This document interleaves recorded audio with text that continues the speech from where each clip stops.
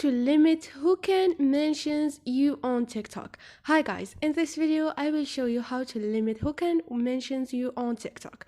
So go to your TikTok, click on profile, click on those three buttons up there, and click on setting and privacy.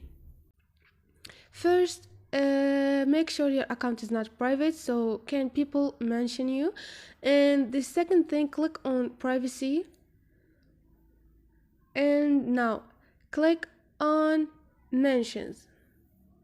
Now who can mention you? Everyone, people you follow, friends, or no one. And friends, just the people that you followed, those who are called friends.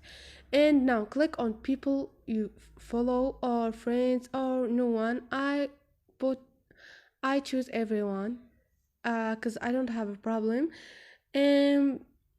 So this is it, guys. Hope this video was helpful to you. If you like the video, please don't forget to subscribe and like.